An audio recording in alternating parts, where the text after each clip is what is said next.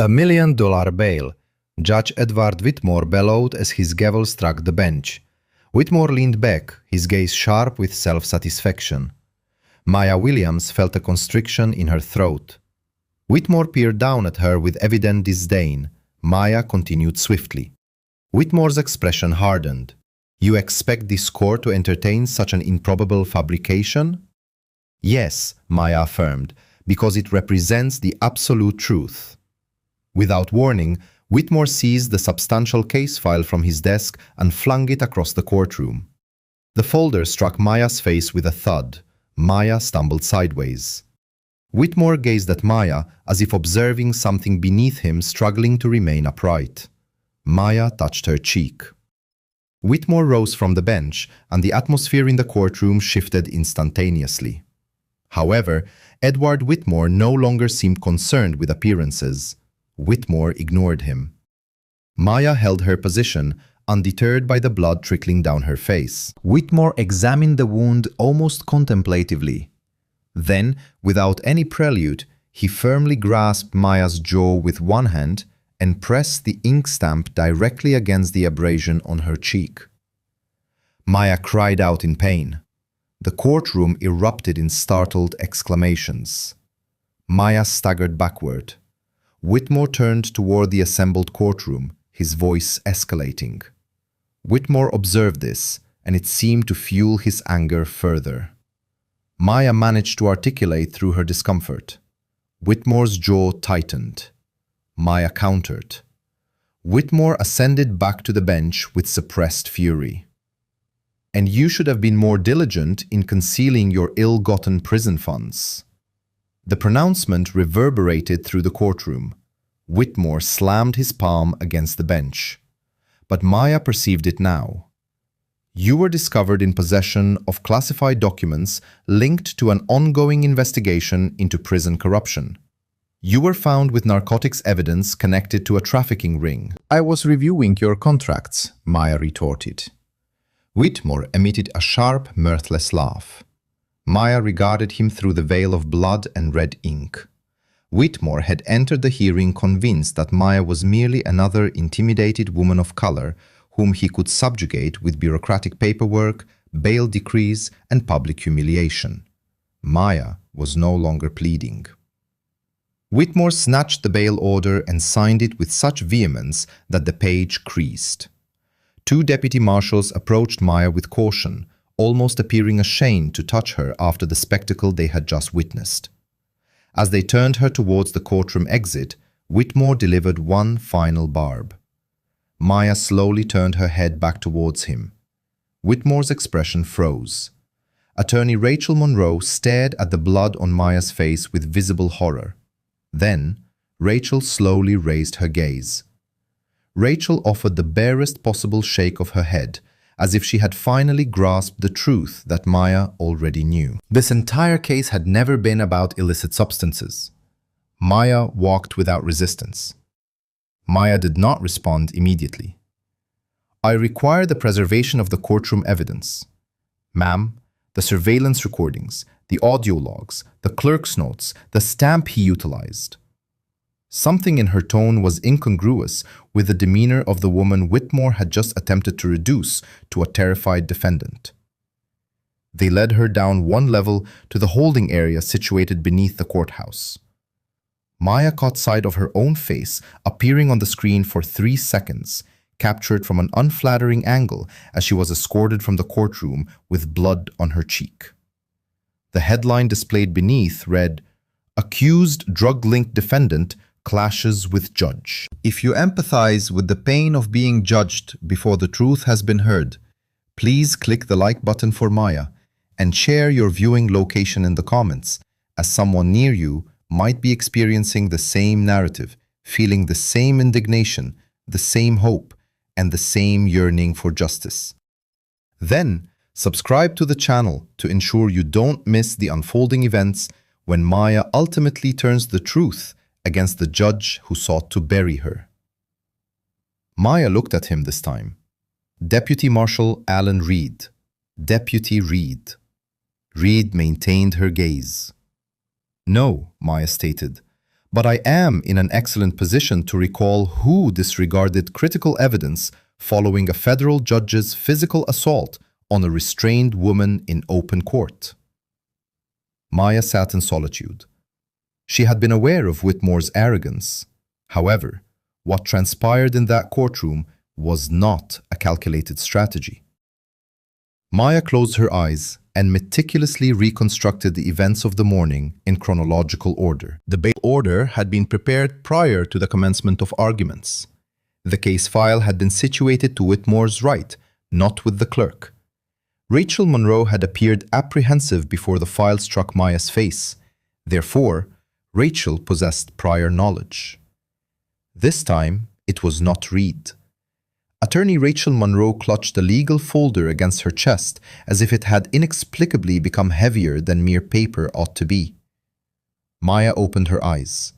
Rachel stopped just inside the doorway. Rachel's face contorted slightly at the sight of Maya's cheek. Maya remained motionless. Rachel took a step closer. Rachel replied. Maya studied her intently. Rachel's lips tightened. The same phrase Maya had directed at Whitmore upstairs. The most perilous words in any courtroom. Rachel placed the folder on the table, but kept one hand resting upon it. Rachel swallowed audibly. Unofficially, there was an agenda to implicate me within your chain of evidence. Maya leaned back slightly, the chain of the cuff scraping against the metal ring. Rachel opened the folder. She turned it towards Maya. This is the intake record for the hard drive purportedly discovered in your automobile. The evidence technician signed it at 8:42 p.m. Maya's gaze fell upon the entry. Rachel nodded. For the first time that day, Maya experienced a sensation more chilling and acute than anger coursing through her. Maya inquired. Rachel hesitated. Maya almost smiled. Rachel closed the folder once more. The judge requested assignment to your bail hearing before your case number had even been generated. Maya slowly raised her gaze. Whitmore requested the case assignment before the court had officially registered it. Maya's thoughts rapidly coalesced, clear and precise, despite the pain in her face. Whitmore had not merely exploited the circumstances of the arrest.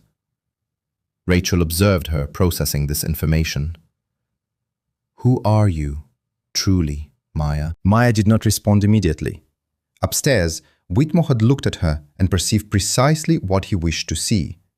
He had overlooked the meticulous audits, the impounded subpoenas, the intricate financial mapping, and the prison contracts cross-referenced by county and judicial district. Maya looked at Rachel and simply stated, I am the individual he should have left undisturbed. Deputy Reed entered, holding a transparent evidence bag. Maya offered a single nod. Maya touched the edge of the drying blood on her cheek. I cannot make this evidence disappear. Ascertain who accessed this file before you did, Maya instructed. Rachel nodded slowly. Maya's eyes hardened. I intend to uncover why a judge was prepared to inflict injury in public over a prison contract. Maya Williams was transferred from the courthouse holding area to the federal detention intake wing in an unmarked white transport van. After 10 minutes, Maya looked at him. You stood before a federal court facing a $1 million bail order without legal counsel? Delayed, Maya responded. Reed understood implicitly, refraining from posing the subsequent question. Through a narrow aperture in the partition, Maya caught a faint reflection of her own visage in the darkened glass. Whitmore's words had been chosen with undue ease, she mused, not spontaneously generated in anger, but rather recited from a deep-seated conviction. A female intake officer, likely in her 50s, glanced at Maya's face, then lowered her gaze to the paperwork and then back to her face. Maya appreciated the restraint. The attendant applied a small bandage beneath Maya's eye. Maya met her reflection in the diminutive scratched mirror situated above the sink. Following the intake procedures, Maya was provided with a gray sweatshirt, matching gray trousers, socks, and shoelaces-less footwear. Maya watched each item disappear into plastic, experiencing the familiar reality of custody settling around her. It is the erasure of tangible evidence that one existed outside of it. Maya sat on the bench and mentally reassembled the trap once more. The fabricated wire transfer had appeared in an account she utilized exclusively for household expenditures. This implied that whoever had framed her possessed intimate knowledge of her financial habits, placing the funds in a location that appeared clandestine yet lacked professional sophistication. The narcotics evidence was more disturbing. A sealed bag linked to a trafficking operation she had never encountered was logged into an evidence facility in a county 2 jurisdictions away, yet somehow materialized in her vehicle 12 hours later. This scenario necessitated more than a single corrupt judge. A confidential informant had asserted that Maya had accepted currency at a hotel bar in close proximity to O'Hare International Airport. Maya had been present at that establishment 3 weeks prior, attending a meeting under a different guise. Someone had been monitoring her movements even before the case officially commenced. Maya slowly rose to her feet. "My name is Maya Williams," she stated, "and you are Maya Williams." A moment later, Deputy Reed stepped into the holding area, carefully holding a clear evidence bag. He placed it on the table between Maya and Rachel, his gaze not meeting either of them. Maya offered a single nod. Reed paused at the doorway. Maya touched the edge of the dried blood on her cheek. "I can't make this evidence disappear. Find out who accessed this file before you did," Maya instructed. Rachel nodded slowly. Maya's eyes hardened with resolve. "I'm going to find out why a judge was willing to bleed in public over a prison contract." Maya Williams was transferred from the courthouse holding area to the federal detention intake wing in a nondescript white transport van. After 10 minutes elapsed, Maya finally looked at him. "You appeared in federal court facing a bail order of $1 million without legal representation." "He was late," Maya replied. Reed appeared to comprehend the implication and refrained from asking any further questions. Through a narrow gap in the partition, Maya caught a faint reflection of her own face in the darkened glass. Whitmore's words, she reflected, had been chosen with an alarming degree of ease, not born from spontaneous anger, but rather recited from a deep-seated conviction. Maya appreciated the professional restraint. The attendant gently applied a small bandage beneath Maya's eye. Maya met her own reflection in the small, scratched mirror positioned above the sink. Following the initial intake procedures, Maya was issued a gray sweatshirt, matching gray trousers, a pair of socks, and shoes devoid of laces. Maya watched as each personal item disappeared into the confines of plastic, feeling the age-old truth of custodial confinement settle around her. It is the evidence of your existence outside of it. Maya sat on the bench and meticulously reconstructed the trap once more in her mind. The fabricated wire transfer had appeared in an account she used solely for everyday household expenses. The hard drive had been discovered concealed beneath the passenger seat of her car, not in the trunk, nor secured in a locked container. The narcotics evidence was more egregious. A sealed package connected to a trafficking operation she had never encountered, logged into an evidence facility in a county 2 jurisdictions away, yet somehow discovered in her vehicle 12 hours later. This scenario required more than the involvement of a single corrupt judge. A confidential informant had provided a statement claiming Maya had accepted cash at a hotel bar located in the vicinity of O'Hare Airport. Maya had been at that specific establishment 3 weeks prior, meeting with someone under a different pretext. Someone had been observing her movements even before the case officially began. Maya slowly rose to her feet. "My name is Maya Williams," she stated, "and you are Maya Williams." A moment later, Deputy Reed stepped into the holding area, carefully holding a clear evidence bag. He placed it on the table between Maya and Rachel, his gaze not meeting either of them. Maya offered a single nod. Reed paused at the doorway. Maya touched the edge of the dried blood on her cheek. I can't make this evidence disappear. Find out who accessed this file before you did, Maya instructed. Rachel nodded slowly. Maya's eyes hardened with resolve. I'm going to find out why a judge was willing to bleed in public over a prison contract. The public defender, Leonard Voss, was waiting. Maya hesitated, nearly refusing the meeting, but curiosity about the kind of legal representation Whitmore's operation had arranged for her compelled her. Voss was already seated on the opposite side. A man in his early 60s, his eyes bearing the fatigue of years, his brown briefcase showing signs of considerable age. Maya, in turn, picked up her own phone. Miss Williams, he began, his voice gravelly. I'm Leonard Voss. I was assigned to your case this morning. You missed your hearing. His features creased. I was informed the hearing was scheduled for 3 o'clock. I'm aware of that now. Maya observed him intently. Who told you 3 o'clock? Voss paused. That hesitation, Maya stated, an answer. He let out a breath through his nose. The clerk's office. Which clerk? I haven't identified them yet. Please find out. Voss offered her a weary glance. Miss Williams, I understand you're upset, but my primary responsibility is to prevent you from worsening your situation. My primary responsibility is to discover who constructed this confinement. He shifted back slightly in his chair. You speak as though you have no intention of accepting a plea agreement. In your experience, Mr. Voss, do innocent individuals typically accept plea bargains? His gaze flickered infinitesimally. In my experience, innocent people accept pleas daily when the alternative is a slow, grinding defeat. The candor in his statement was surprising. Maya lowered her voice. Did you witness what transpired in the courtroom? And Judge Whitmore has essentially committed career suicide if anyone in authority chooses to define it that way. If, Maya reiterated. Voss nodded once. For the first time since leaving the courthouse, Maya allowed herself a brief, almost imperceptible moment of relief.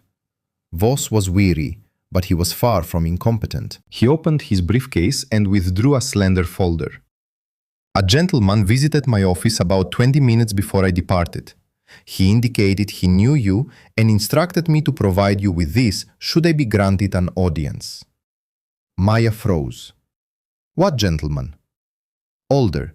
He walked with a cane, though he seemed to rely on it more for effect than necessity. Voss scrutinized her. He identified himself as Victor Hayes.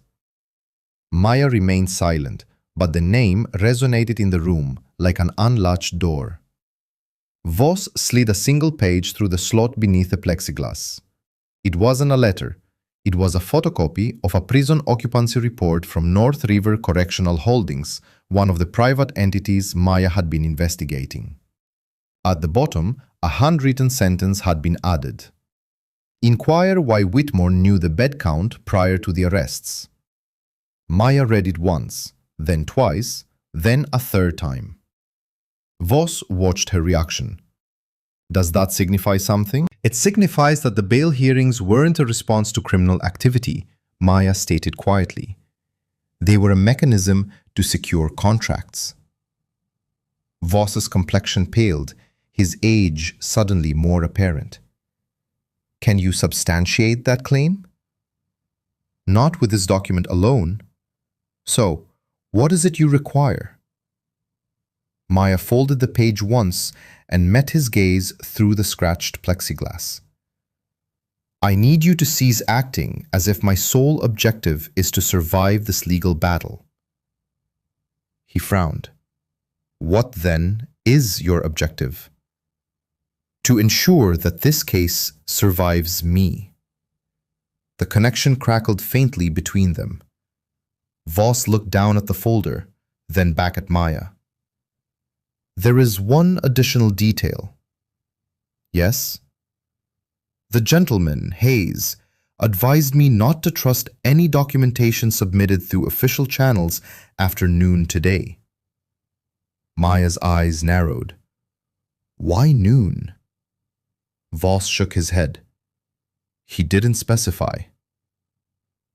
Maya's gaze drifted to the camera in the corner of the room, a surveillance device, unblinking and impassive. She then returned her attention to Voss, because by noon, she said, they had begun substituting the genuine case file with the version they intend for everyone to remember. A sharp rap echoed against the interview room door. Time. Voss reluctantly began gathering his papers. Miss Williams, I can submit an emergency motion concerning the assault in court. I can contest the bail. I can request a reassignment. You can pursue all three, Maya replied, and you can assume every motion will be reviewed by Whitmore before it reaches anyone with integrity. Where does that leave us? Maya slid Victor's page back through the slot. It leaves us with the very thing they fear. Voss accepted the page, which is a record they did not author. The guard opened Maya's side of the door. As she rose, Voss leaned closer to the glass. Miss Williams, he inquired, who precisely are you? Maya paused, her hand already reaching for her cuff. For a fleeting moment, she considered offering the simple, readily accepted narrative, the one Whitmore believed, the one the public had already embraced. A defendant, a woman disgraced, facing criminal charges with a mark of violence on her cheek and $1 million bond on her freedom. Instead, she met Voss's gaze and stated, for the moment, I'm bait. The guard ushered her into the corridor. Behind her, Leonard Voss remained seated, Victor Hayes' page in his hand, his eyes fixed on the circled figures as if they had suddenly transformed into a chart of a hidden civilization. At precisely 2:13 in the morning, far above her, within the sealed confines of the federal judicial system, login credentials belonging to Rachel Monroe accessed the case file once more.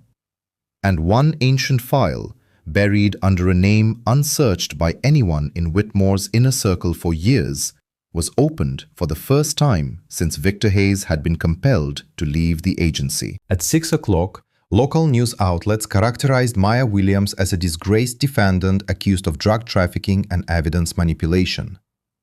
By 8 o'clock, Judge Edward Whitmore's office released a brief statement labeling the previous day's courtroom incident an unfortunate misunderstanding during a highly agitated proceeding.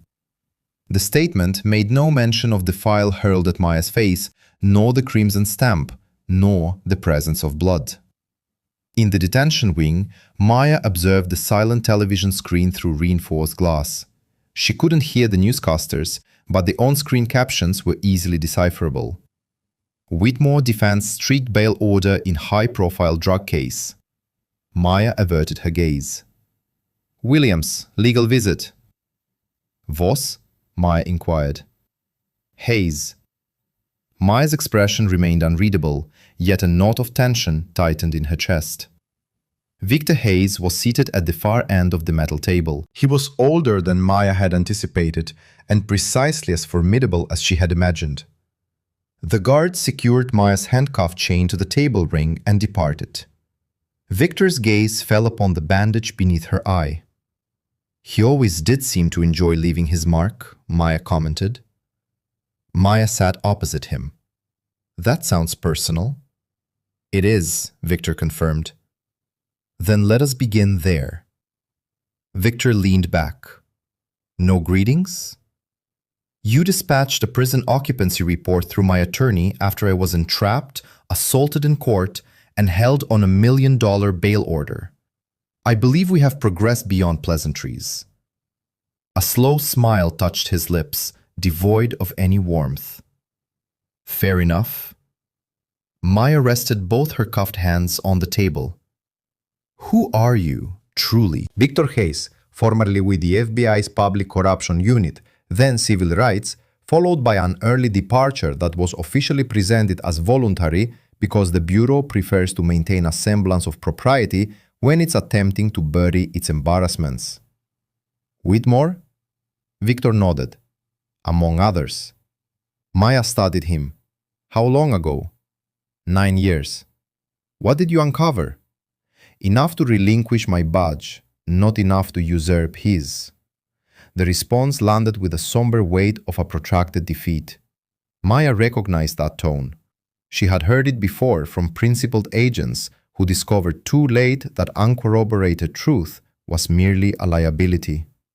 One of them, younger but undeniably recognizable, was Edward Whitmore, smiling alongside an executive from a private corrections firm. Maya recognized him from financial disclosures. Victor tapped the executive's face. Daniel Price, North River Correctional Holdings. He no longer directly owns prisons. Now they control management contracts, transportation vendors, food service providers, medical billing firms, and politically affiliated nonprofits with unblemished reputations. Maya examined the photograph. And Whitmore supplied him with detainees. Whitmore supplied him with predictability, Victor stated. That is far more valuable. Their revenue stems from certainty, from knowing precisely how many beds will be occupied before the individuals even arrive. Maya's eyes intensified. The bed count.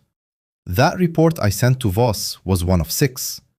North River projected an increase in occupancy prior to specific bail sweeps. Before. Which implies that someone within the judicial system provided them with advance notice of what was imminent. Or someone within the judicial system ensured that what transpired aligned with their projections. Maya sat remarkably still. Victor observed her with keen attention. You were closer to the truth than I ever managed to be. That's why they framed me. No, Victor countered. They framed you because you were close and because Whitmore believed you were acting alone. Maya's gaze flickered toward the small camera mounted in the corner of the room. Am I? Victor followed her glance. That camera captures video only. No audio is recorded in attorney visitation rooms. I confirmed the model number on my way in. You routinely inspect cameras? I'm retired, not incapacitated. For the first time since the hearing, Maya felt a near smile touch her lips. Victor slid another page across the table. It contained a list of case numbers, dates, bail amounts, and sentencing outcomes. The majority of the defendants had received detention orders issued by Whitmore. The majority had been transferred to facilities affiliated with North River vendors. All adults, Victor stated quietly, as if anticipating a critical legal objection. All over 18. All public records, until someone began sealing them under administrative review. Maya scanned the names. This is a pattern. It's a machine. Where's the proof of payment? Victor's jaw tightened. That's where the complexity arises. Maya looked up. Complexity is not an answer. The funds do not flow directly from Price to Whitmore. They are channeled through donor funds, judicial education seminars, consulting fees paid to retired clerks, real estate partnerships, and a charitable foundation ostensibly dedicated to modernizing the courts in underserved areas. Ostensibly, this foundation owns 3 properties, contributes nothing visible, and shares an accountant with a North River subsidiary. Maya leaned back as far as the handcuff chain allowed. That still doesn't place Whitmore's direct involvement. No, the black file does. The words hung in the air between them. Maya recalled Victor's appearance in the previous night's security footage as described by Voss. A man initiating a single, thin page into motion because he could no longer bear the weight of his knowledge alone. What is the black file? She asked. Victor's expression shifted, not entirely fear, but a profound respect for significant danger. It's what I compiled before they forced my departure. Financial summaries, sealed docket comparisons, travel itineraries, records of foundation transfers, internal memos, and one audio recording. Maya's pulse quickened. Recording of whom? Victor held her gaze. Whitmore. What does he say? Enough to end his career. Enough to end his freedom if we can authenticate the surrounding documentation. Where is it? Secured. Maya's expression remained unimpressed. Maya lowered her voice. Why approach me now? Victor's gaze briefly dropped to the bandage on her cheek. Because yesterday, he neglected to consider that the cameras were operational. He didn't neglect, Maya corrected. No, Victor conceded after a moment. You are correct. He believed it would be inconsequential. That's more concerning. And potentially advantageous. Maya understood.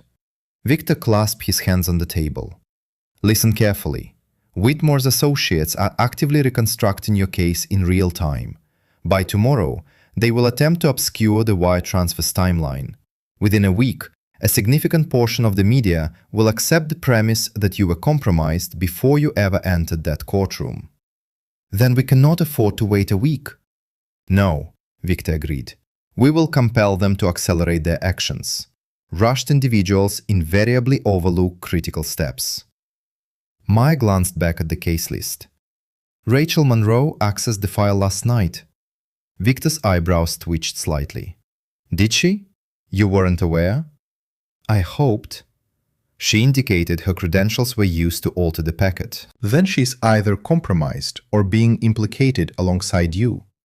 She appeared frightened. Fear can be genuine, Victor acknowledged. It can also be meticulously staged. Maya nodded once. I will ascertain her veracity. You won't have many opportunities from your current position. I don't require many. Victor studied her for a considerable duration.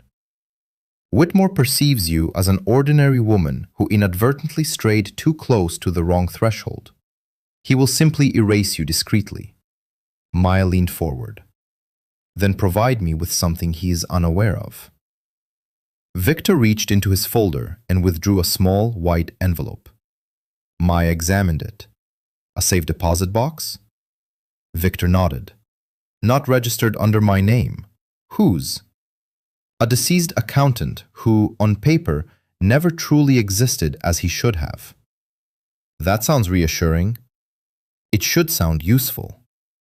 Maya tucked the envelope beneath the legal pad the guard had provided. What is contained within the box? Not the black file, Victor stated. A conduit to it. Before Maya could inquire further, the guard knocked and entered the room. Time. Victor rose slowly, retrieving his cane. Maya observed, once again, that he leaned on it minimally. Miss Williams, one final matter. Yes? Do not prioritize proving your innocence. That is the trap. Maya met his gaze. Victor's voice lowered. Demonstrate why they required you to be guilty. The guard escorted him out. Maya remained seated alone for several moments, the envelope concealed beneath her cuffed hands. Somewhere above her, the intricate machinery of the courthouse continued its relentless operation, stamping, filing, sealing, and systematically redefining the truth, one document at a time. Rachel Monroe did not return to her office following the hearing.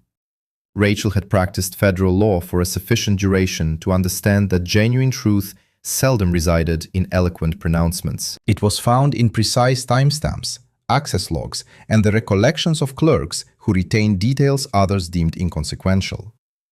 The screen populated with Maya Williams's case file. Rachel's gaze moved from the initial page to the second, and then to the third. She navigated to the evidence chain of custody. The hard drive was now documented as having been recovered at 8:39 p.m., 12 minutes prior to Maya's official arrest. Whoever was manipulating the file was not merely altering evidence. They were rectifying discrepancies as they became apparent. Rachel printed the access history, a chill spreading through her. Maya. Damn it, she whispered. A voice from behind her inquired, Problem? Rachel turned. He was 62, meticulous, with thinning hair, the archetypal courthouse employee who had navigated the tenure of 3 chief judges and a multitude of political scandals he preferred not to acknowledge. Rachel lowered her voice. "Martin, did you process any await uploads for the Williams file?" His eyes flickered once towards the camera positioned above the copier. "You should submit an inquiry through official channels." "Is it that serious? That conspicuous?" Rachel felt the weight of the confirmation settle within her. "The assignment request preceded the case number. I observed that." "No," Kessler stated quietly. "You saw the amended version." Rachel momentarily ceased breathing. "I found this in the reject tray. It shouldn't exist." Rachel hesitated before touching it. "Who signed it?" Kessler looked directly at her. "Whitmore's chambers." A printer hummed nearby. Rachel picked up the slip. The request to assign Judge Edward Whitmore to Maya Williams's emergency hearing had been entered 36 minutes before Maya's arrest was officially logged. Rachel folded the slip once and slipped it into her file. "You did not receive that from me. I never saw you. That won't protect either of us." "No," Rachel conceded. For 11 years, Rachel Monroe had placed her faith in established institutions, finding the alternative too demanding. She acknowledged their imperfections. Any courthouse employee over 40 understood that much. Subjugation implied that the established protocols still functioned, that the seals were still affixed, that judges still donned their robes, and that the entire apparatus continued to operate while the truth was systematically supplanted page by page. "Monroe," a male voice stated, "you've located the routing slip." Rachel froze. "Who is this?"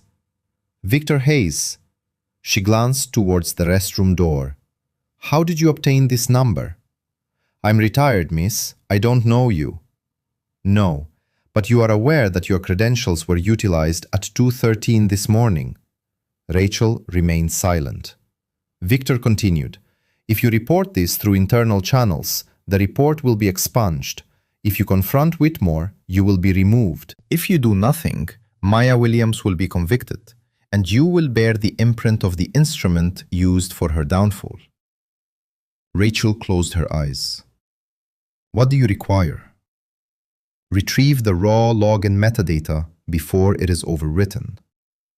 "I lack that level of access." "You possess it if you know which basement office still operates the old server mirror." Rachel's eyelids fluttered open. Victor had given her a deadline: close of business. Rachel remained standing for a spell, the faint ticking of ancient plumbing within the walls her sole companion. "Need something, counselor?" he grumbled. "Access audit for case files. The Williams file." "Official?" Rachel presented a signed authorization form on his desk. Rachel leaned in. It had emanated from a judicial administrative terminal situated 2 floors above. Justice Whitmore's chambers. Rachel initiated the printout of the log. "You didn't see that," she stated. "See what?" Rachel collected the pages, folded them within the transmittal cover, and departed before her hands could betray her apprehension. Then she placed a call to Leonard Voss. Upon his answer, she declared, "I need to see Maya Williams this evening." Voss paused for a beat. "In your capacity as her prosecutor?" Rachel gestured to the file on the passenger seat. "No," she responded, "as the first individual in my office capable of demonstrating someone is fabricating charges against her." The line fell silent. Then Voss replied, "Bring duplicates." Rachel looked up at the imposing concrete facade of the detention center. "I've already prepared 3. Rachel Monroe arrived at the detention center at 8:15 p.m., carrying 3 copies of the metadata log discreetly tucked inside a plain, expanding file. "Do you comprehend the ramifications if you are mistaken?" Voss inquired. Rachel's gaze drifted past him towards the secure doorways. "I'm more concerned with the ramifications if I'm correct." 15 minutes later, they were escorted to a legal consultation room where Maya awaited. Maya sat across the table, clad in the regulation gray attire of the detention center. Rachel slid the first copy across the table. Your case file was tampered with using my credentials. Maya didn't immediately reach for the document. From where? Whitmore's chambers. Voss swore under his breath. Maya finally took the log, her eyes scanning the page rapidly. Who possesses administrative privileges from chambers? Rachel answered with careful precision. The judge, his senior clerk, and judicial IT if granted temporary authorization. Maya looked up. Temporary access leaves a digital footprint. Rachel nodded. I verified. No IT request was logged. Voss leaned forward. So, Whitmore, or someone within his chambers, utilized your credentials to reconstruct the evidence packet. Not reconstruct, Maya corrected. Amend. They fabricated my case quickly, then rectified the vulnerabilities afterward. Rachel opened the second folder. There's more. The authorization request for Whitmore's access was initiated 36 minutes prior to your arrest being officially recorded. The room fell into a profound silence. Voss stared intently at the page. That indicates the hearing was pre-arranged. It implicates the judge as part of the scheme, Maya stated. Rachel met her gaze. You don't sound surprised. I ceased being surprised when he physically marked my face in open court and anticipated applause. Voss rubbed his forehead. We require an emergency motion. No, Maya countered.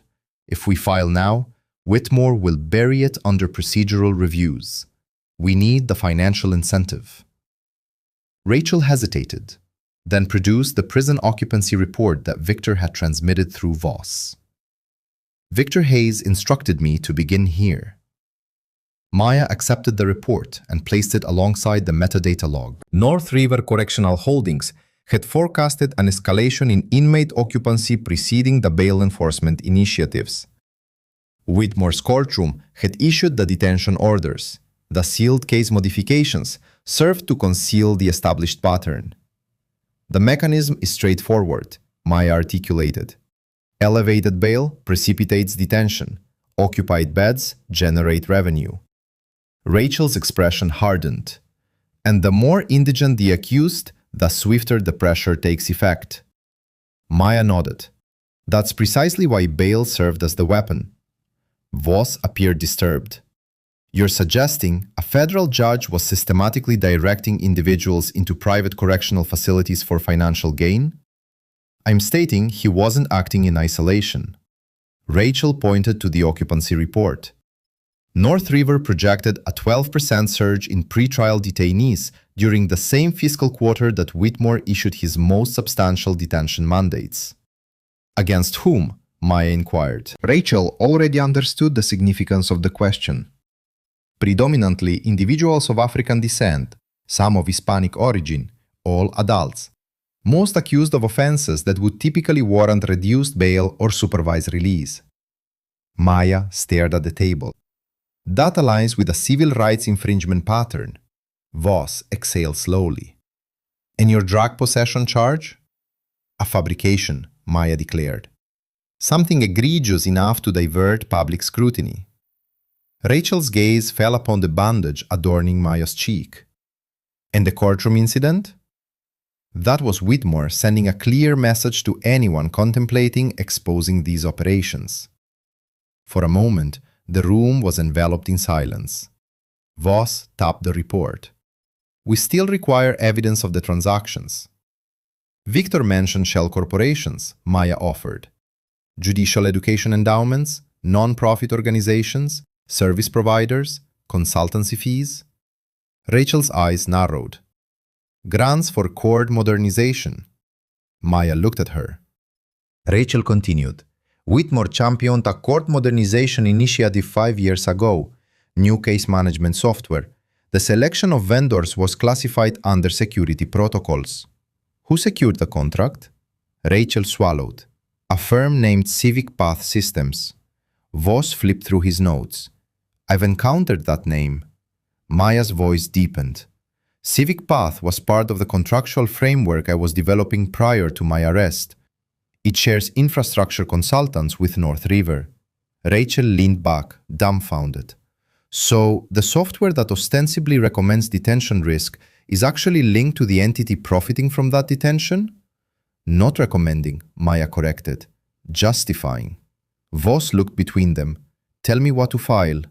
Nothing publicly, Maya advised. File solely for preservation purposes. All court assignment logs, bail recommendation data, vendor agreements, detention transport records, and access metadata. That will alert them. They are already aware. This will make any destruction appear deliberate. Rachel nodded slowly. I can request an internal preservation mandate from the United States Attorney's Office. Can you accomplish this without your supervisor vetoing it? Rachel's response was delayed. Not through standard procedures. Maya almost smiled. Excellent. Standard procedures are how they constructed this edifice. Voss gathered the copies and the vault key. Maya regarded Rachel, then Voss. Victor granted me access to a repository. He described it as a gateway to the black file. Rachel's demeanor shifted. Where? I'm not certain yet. They shuttered most branches following the merger. Voss nodded. I know of one still operational near LaSalle. Rachel stood. Then we proceed this evening. Voss met her gaze. A federal prosecutor and a public defender enter a bank after hours, utilizing a key provided by a retired FBI agent. That sounds like the prelude to a disciplinary hearing. Maya's voice remained even. Or the conclusion of Whitmore's career. Before departing, Rachel paused at the doorway. Maya, if this is as significant as we suspect, they won't merely target the case. Maya met her eyes. I'm aware. They will target everyone involved. Maya glanced towards the camera above the door, then back to Rachel. Then engage them, cautiously. At 10:06 p.m., Rachel Monroe and Leonard Voss navigated the rain-slicked avenues of downtown Chicago towards the last remaining Midwest Trust branch, still maintaining private vault records predating the merger. Voss parked at the curb and checked his rearview mirror. That dark sedan has been tailing us since the detention facility. Rachel did not turn. Then we don't grant them time to deliberate. Inside, the night manager, a man with a gaunt face named Paul Denning, evinced clear displeasure at their presence. His dissatisfaction intensified when Rachel presented her federal identification. Vault access necessitates an appointment and verification of ownership, he stated. Voss placed the bank key on the counter. Then proceed with verification. Denning examined the number and froze. Rachel observed this. A problem? No, he responded too swiftly. This safe deposit box is quite old, pre-merger. Open it. I require authorization. Rachel leaned closer. You have a federal prosecutor, a defense attorney, and the key linked to an active obstruction investigation. Choose your next words with extreme care. Denning swallowed and led them down a flight of stairs. Voss inserted the key. Within lay a black ledger, a USB flash drive, and a sealed envelope addressed in bold capitals. For Maya Williams, should they apprehend her, Rachel whispered. Victor anticipated this. Voss opened the ledger first. The pages were densely filled with dates, initials, case identifiers, bail amounts, facility transfer notations, and cryptic payment codes. Certain entries bore names inscribed fully in the margin. Edward Whitmore, Daniel Price, Civic Path Systems, North River Correctional Holdings. Voss stared at the initial entry. This isn't merely a doorway. This is the threshold. Rachel inserted the flash drive into an air-gapped laptop she had borrowed from Voss. A directory appeared, displaying scanned contracts, court assignment logs, occupancy reports, and foundation transfer documents. One subfolder was designated as audio. Rachel's hand hovered over the trackpad. Voss restrained her. Not here. A sound echoed from above. I secured the main entrance. Voss closed the ledger and slipped it inside his coat. Rachel removed the flash drive and pocketed the envelope. Rachel addressed Denning. Rear exit? There's an alley access through the records department. Move. They hurried through a narrow passageway lined with storage containers. From the stairwell above, a man's voice called out, "Mister, we merely require a moment." Denning froze. Voss grasped his sleeve. Voss emerged first, followed by Rachel, then Denning. Rachel did not flee. Voss muttered, "They're encircling us." Rachel retrieved her phone and dialed the one person she trusted enough to take such a risk. "Deputy Reed, this is Rachel Monroe. Immediately." A brief pause, then Reed responded, "Are you in imminent danger?" "Yes. Remain conspicuously present." "That might prove challenging." The initial sedan advanced closer. A voice from the car commanded, "Relinquish the files, counselor." Rachel's breathing remained measured, though her hand trembled within her coat pocket. Voss leaned in. "When I say move, head for the steakhouse." "That's your strategy?" Voss shouted, "Move!" They crossed the street amidst the downpour. Rachel nearly stumbled, but clutched the envelope tightly against her chest. "Are you two all right?" Rachel flashed her credentials. "Federal matter. Dial 911 and keep your cameras operational." The doorman's gaze swept past her towards the approaching men from the sedan. "You heard the lady," he instructed the valet. "Initiate the call." Sirens arrived 3 minutes later. Deputy Reed stood near the entrance, conversing with responding officers. Voss turned a page and stopped. "What is it?" Rachel inquired.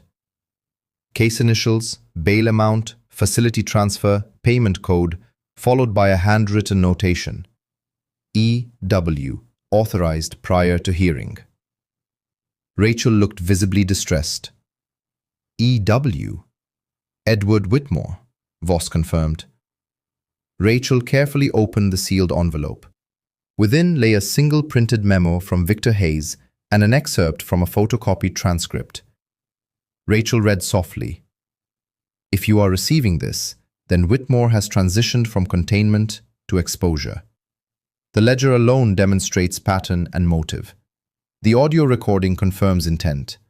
Employ both in conjunction, or he will escape accountability." Voss looked at her. "We require Maya." Rachel nodded. "And we need to get these copied before dawn." Across town, within the confines of the detention center, Maya was summoned to a telephone at midnight. Rachel's voice came through, low and urgent. "We've located the ledger." Maya closed her eyes for a single second. "Names?" "Yes." "Money?" "Yes." "Whitmore?" Rachel paused. "He's all over it." Maya's eyes opened. "Then listen carefully," she instructed. "Do not file it yet. Divide them and keep the original in motion." "Maya, there's audio." The phone line emitted a low hum. For the first time that night, Maya's voice underwent a transformation. "What does he say?" Rachel glanced down at the flash drive clutched in her palm. "We haven't played it yet." "Excellent," Maya declared. "Only play it when the entire room can hear it." Rachel understood. The black file had begun to unfurl, but not sufficiently. Maya hung up and peered through the scratched glass towards the guard station. Somewhere above her, Edward Whitmore still believed he had buried her beneath layers of bale, ink, and bloodshed. She and Leonard Voss traveled separately in their vehicles after departing the steakhouse. Voss carried the ledger. Rachel held the flash drive and Victor's envelope. Deputy Reed had insisted on escorting them for 6 blocks before proceeding towards the courthouse to file a report that would undoubtedly cause significant consternation among influential figures by sunrise. Rachel did not return to her residence. No courthouse Wi-Fi. Rachel answered without speaking. A male voice stated, "You've taken something that does not belong to you." Rachel looked towards the darkened window. "Who is this?" "Someone offering you an opportunity to retain your position as a prosecutor, rather than becoming evidence yourself." She terminated the call. Rachel froze. Rachel spun around. "Are you out of your mind?" Victor climbed in slowly, his breathing heavier than he wished her to perceive. "At my age, quite possibly. How did you locate me?" "You drove like someone attempting to evade pursuit. That made you easy to follow." "That's hardly reassuring." "It wasn't intended to be." Victor's gaze fell upon the flash drive on the table. "Did you play it?" "No, Maya instructed me not to." Wise, she's thinking with clarity. Rachel folded her arms tightly. "Pack it." Rachel grabbed the flash drive and the envelope. "Where are we going?" "To Voss. I thought separating was safer." "It was, until they located you first." They descended via the fire escape. Midway down, Rachel heard glass shatter above them. She looked at Victor. "Difficult evening?" she inquired. "More so for those pursuing us." The taxi merged into traffic. Across town, Maya lay awake in her cell before a guard arrived for her once more. It was a transfer notice. "Where?" Maya asked. "County medical hold," the guard replied, averting her gaze. "I did not request medical attention. The order originated from above." Maya stood slowly. "From whom?" The guard offered no response. Maya meticulously noted every detail. "Halt!" he commanded. Reed held up a clipboard. "Transfers are cancelled." "Since when?" "Since I contacted the hospital and they had no record of an intake order. Since I reviewed the marshal's log and found no transport authorization.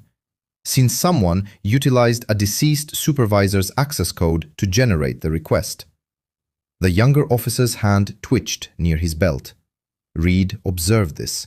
So did Maya. Reed's voice lowered. "Don't." For a prolonged moment, the garage seemed precariously balanced. "We just received the directive." "I'm certain you did," Reed stated. Maya observed Reed as they turned her around. Reed's lips pressed into a thin line. "I witnessed a judge strike a bleeding woman's face with a stump, and half the onlookers acted as though basic humanity required permission." Maya maintained eye contact. At 3:05 in the morning, Victor, Rachel and Voss convened in the back room of a 24-hour print shop situated near Greektown.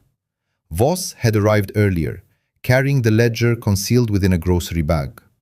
Alvarez, the proprietor and a retired court interpreter, secured the front entrance and deactivated the illuminated open sign without inquiry. Rachel placed the flash drive on the counter. Victor gestured towards the copier. They produced 12 paper facsimiles of the ledger's critical pages and created 6 encrypted replicas from the flash drive's contents. Rachel nearly chuckled upon seeing them. At 4:10 in the morning, Rachel played a mere 5 seconds of the audio recording, just enough to confirm the voice. Edward Whitmore's voice emerged from the small speaker, composed and unmistakable. He explained, elevated bail terms, dismantled them swiftly. Rachel halted the playback, her hand trembling. Voss murmured, "My word." Victor responded, "Divinity had no role in this." One copy was dispatched to a retired judge whom Victor trusted implicitly, another to a civil rights advocacy group based in Milwaukee, a third to a newspaper editor who personally answered his telephone, a fourth to Deputy Reed, a fifth to Voss's secure repository, and the final copy was concealed in a location accessible only to Rachel. Maya received the communication at 7:30 in the morning via Voss during a brief professional telephone exchange. "We duplicated everything," he conveyed. "Anyone injured?" "Not to this point." "That implies their efforts were unsuccessful." Voss paused. "They attempted to transfer you?" "Affirmative." "Good heavens." "No," Maya stated, observing the nascent daylight creeping across the detention facility wall. "That was Whitmore." She concluded the call and remained motionless. By 9 o'clock in the morning, the chambers of Edward Whitmore had descended into a hushed stillness, the kind that envelops influential spaces when everyone within is awaiting someone else to succumb to panic. His senior clerk, Thomas Greer, stood near the doorway, a file clutched against his person. "The transfer was unsuccessful," Greer reported. Whitmore did not turn. "I am aware. Deputy Marshal Reed obstructed it." "I am cognizant of that fact as well," Greer swallowed. "Then Reed presents a significant complication." Whitmore finally turned. "No, Thomas. Reed is now an observer. There is a distinction." Greer lowered his voice. "Shall I contact Price?" Whitmore's gaze intensified. "Absolutely not. No communications with North River. No contact with anyone whose name is connected in any way to a contract. From this precise moment, all individuals will conduct themselves as though this is a routine federal narcotics investigation involving a woman of ill repute who was apprehended." He paused. "That may prove more challenging now." Whitmore placed his teacup down. "Why?" Greer opened the folder. Access was gained to the antiquated Civic Path vendor records last night. Whitmore stared at him. "Who?" "We have not yet ascertained. The request was channeled through a maintenance archive." Whitmore walked deliberately back to his desk. "Investigate." Greer hesitated. "Your Honor, if Williams received assistance, she now has a public defender, a prosecutor in a state of apprehension, and the retired federal operative who should have remained undiscovered."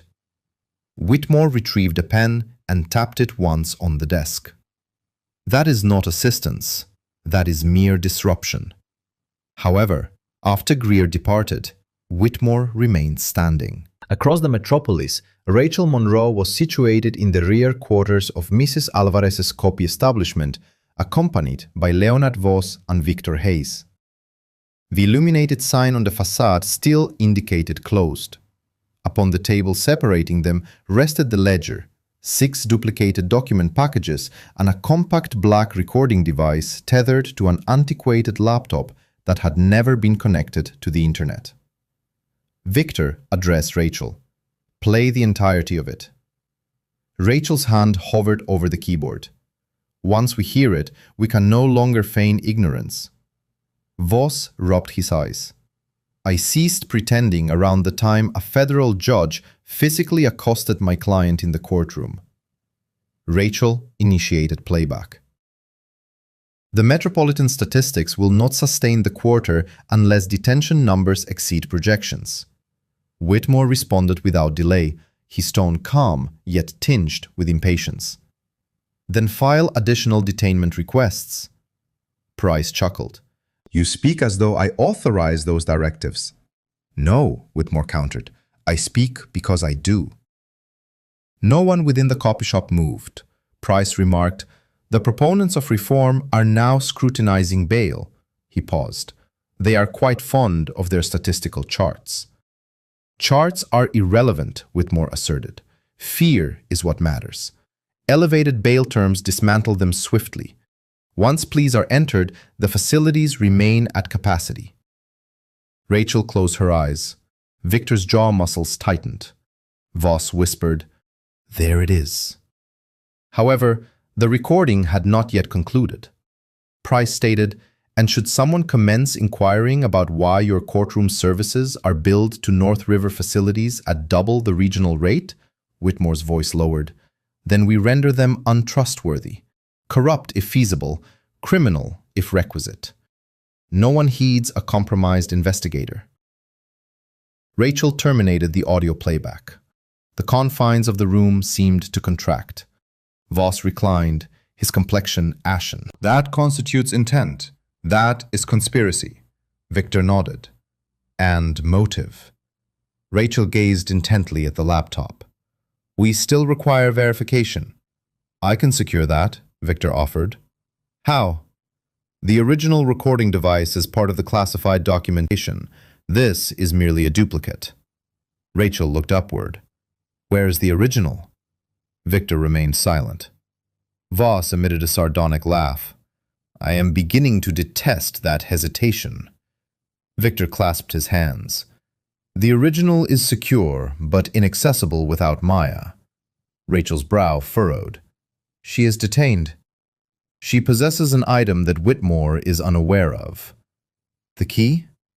Victor nodded. The safety deposit box yielded the ledger. Maya now retains the number in her memory, whether she consciously recognizes it or not. Voss appeared perplexed. What claim ticket? Victor inverted the envelope. Rachel leaned in. You concealed a number within the envelope? No. He was meticulous. Voss shook his head. Meticulous individuals in this narrative seem to meet unfortunate ends or vanish. Victor's expression remained unchanged. That is precisely why we must expedite our actions. At the detention facility, Maya met with Rachel and Voss in the legal consultation room shortly before midday. Rachel presented a handwritten synopsis of the recording onto the table. We overheard him. Maya read in silence. Upon reaching the phrase, "No one heeds a compromised investigator," she paused.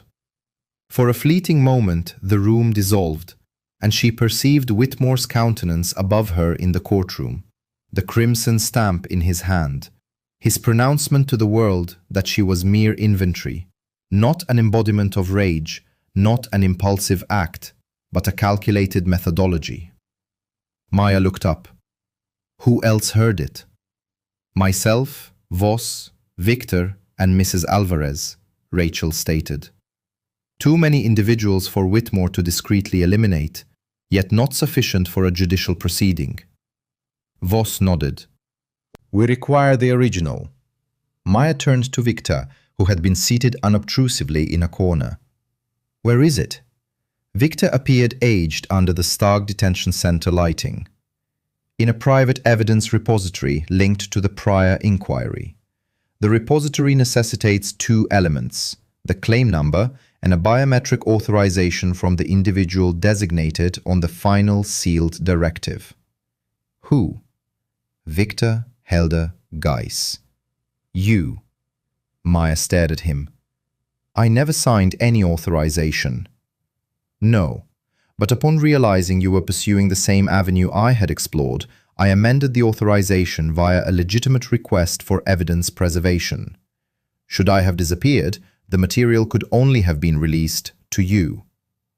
Rachel appeared astounded. You placed the original evidence under Maya's control prior to her apprehension? I placed it under the control of the one individual Whitmore would underestimate. Maya slowly leaned back. For the first time, the structure of Victor's strategy became apparent. Voss leaned forward. Can she access it while in custody? No, Victor replied, but we can petition for supervised retrieval of the evidence. Rachel shook her head.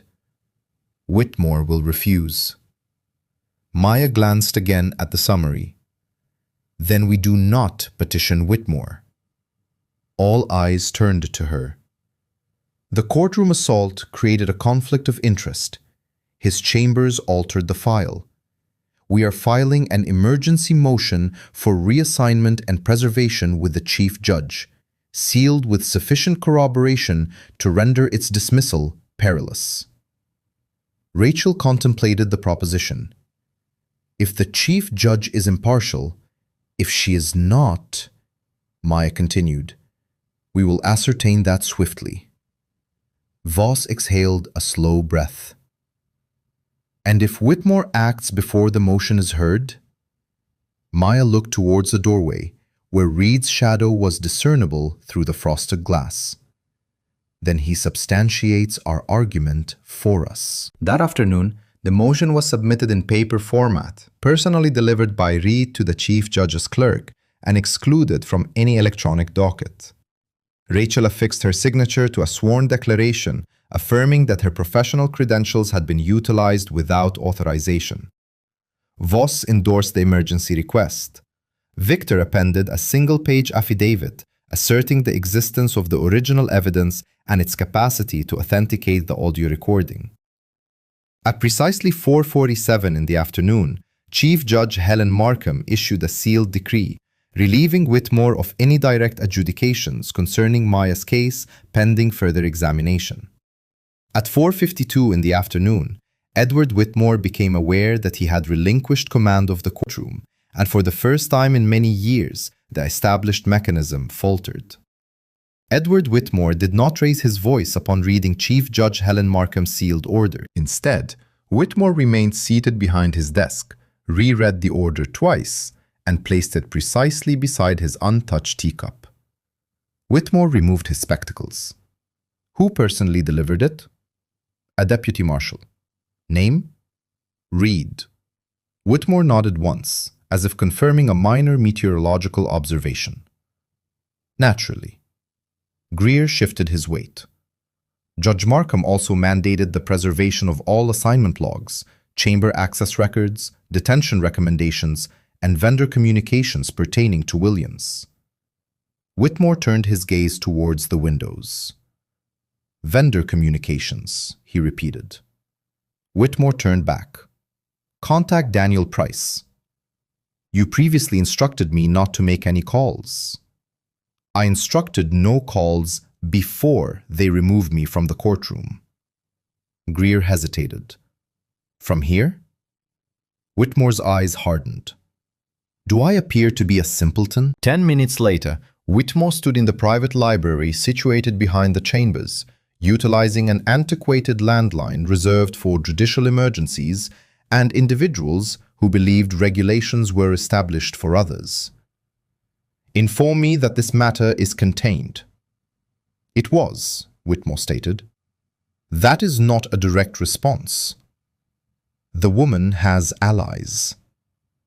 Price was silent for a moment. To what extent? Sufficient to have me removed from direct rulings? Price uttered a soft curse.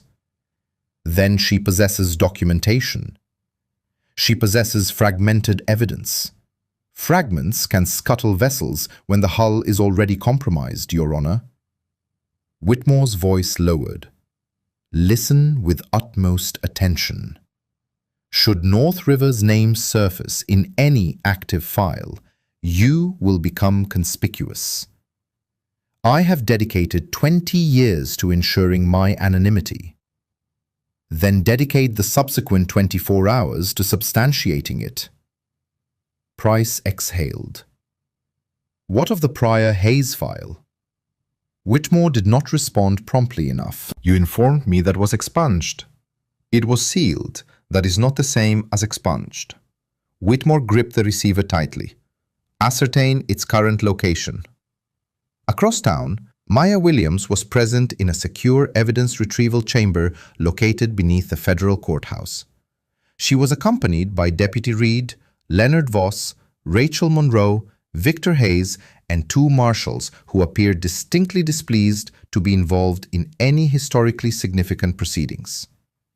This is highly irregular, Maya regarded him. So was my bail hearing. The individual chose not to offer a reply. Victor stood beside Maya, a yellow legal pad displaying the claim number in his hand. Do you comprehend? He inquired softly. Once this opens, no one in this room can claim neutrality. Rachel responded before Maya could. Neutrality ceased to be an option when they exploited my professional credentials. Voss added, Mine ended when the judge transformed my client's face into physical evidence. Deputy Reed remained silent, yet he stood by the doorway with his arms folded. Authorized recipient, Maya Williams. Maya placed her thumb on the scanner.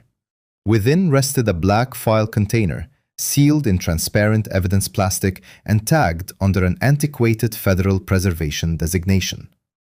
Atop the container lay a small digital recording device, a notarized affidavit detailing the chain of custody, 3 original financial summaries, and a handwritten missive from Victor dated 9 years prior.